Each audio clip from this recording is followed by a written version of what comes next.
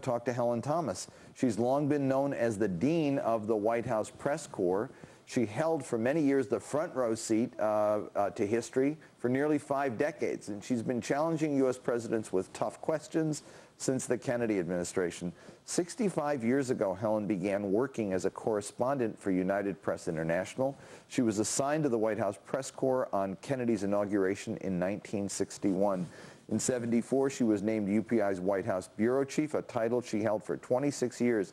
She resigned from UPI in 2000 to become a syndicated columnist for Hearst newspapers. Helen's a pioneer in the field of journalism, breaking down many barriers and setting numerous firsts for women in the profession. She traveled around the world several times with every president since Nixon and covered virtually every economic and political summit during her time in the White House. She's author of several books, including Front Row at the White House, Thanks for the Memories, Mr. President, and her latest, Watchdogs of Democracy, The Waning White House, Washington Press Corps, and How It Failed the Public. Thanks for joining us, Helen. You know, we've done this before. You've been on the show with me before, and taking advantage of your perspective on all of the various presidents that we've had a chance to observe over the last 50 or so years, and that you've seen up close. But in recent weeks, I guess, reflecting the fact that he's got 1 year left in office, George Bush has become sort of wistful, looking at his legacy, and people have been asking about it. He was interviewed last week on Fox News and was asked again about his legacy, and he said, well, history will judge. You can't talk about how this period's going to be looked at until we have a chance to look later on in history and look back at it. He said, though, that he thought that his presidency would be viewed as transformative, somebody who made a lasting impact.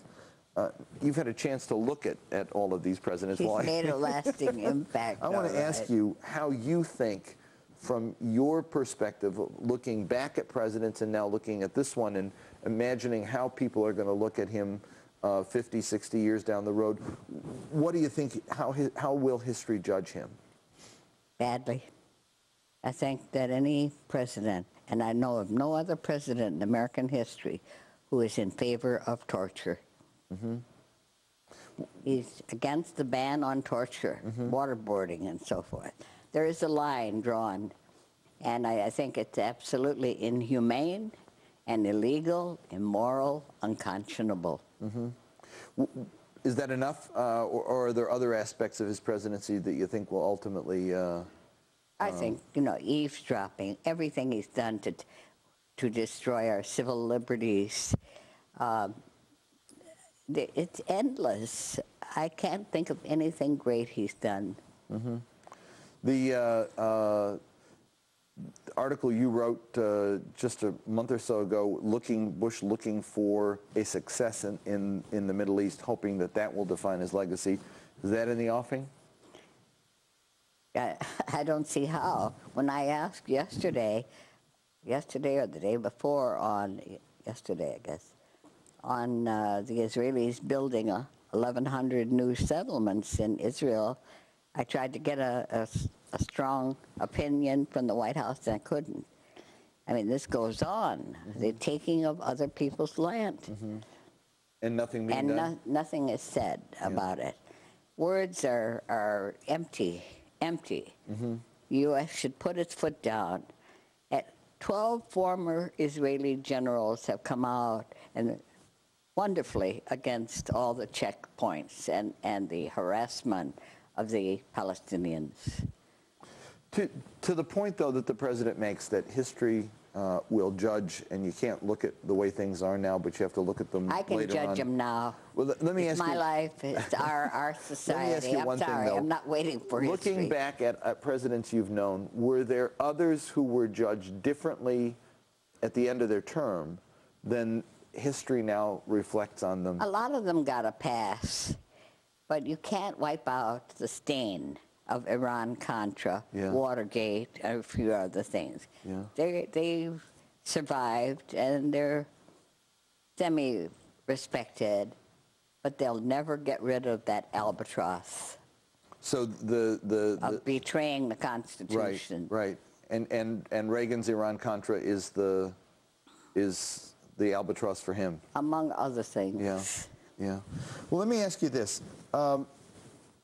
You saw Caroline Kennedy in a very powerful moment, actually.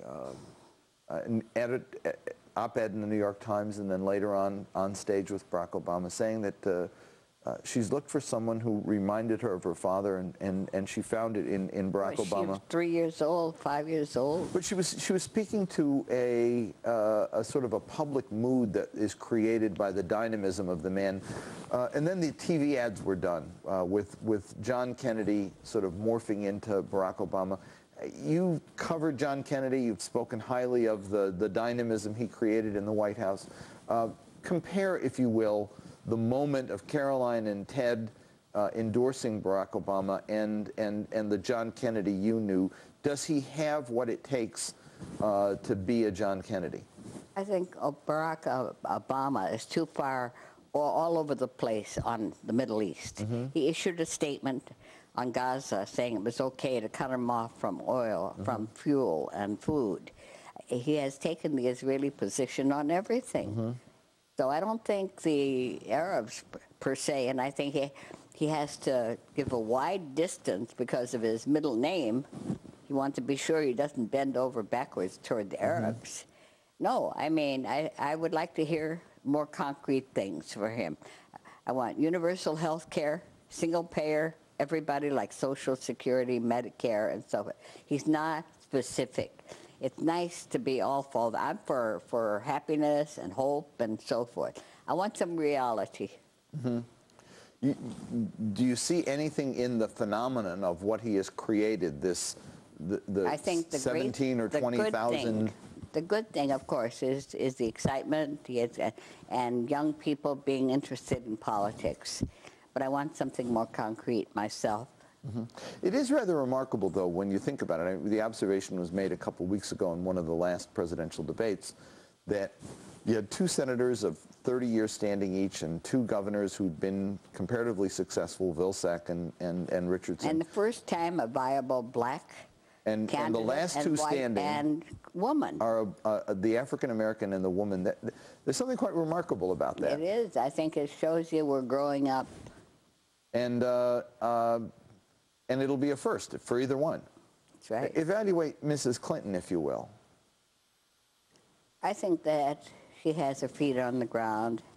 I think that obviously she's fighting a generational thing since Obama has definitely created this excitement, so she has to fight that in terms of the momentum. But I think that, and obviously she wouldn't be any better on the Middle East than he is, and he's mm-hmm. not great on the Middle East. Mm-hmm. So not that we're going to put our vote strictly on that area. There's so many things. Mm-hmm. But I want to see him say, tell me when we're pulling out of Iraq. Don't give me this business and fund it and then say you're against the war. You mm-hmm. can't have it both ways. Mm-hmm. Put money in the pipeline, bring them home. Bring them home. Bring in peacekeepers to take over Iraq. Don't keep killing people. Mm-hmm. Mm-hmm. Let me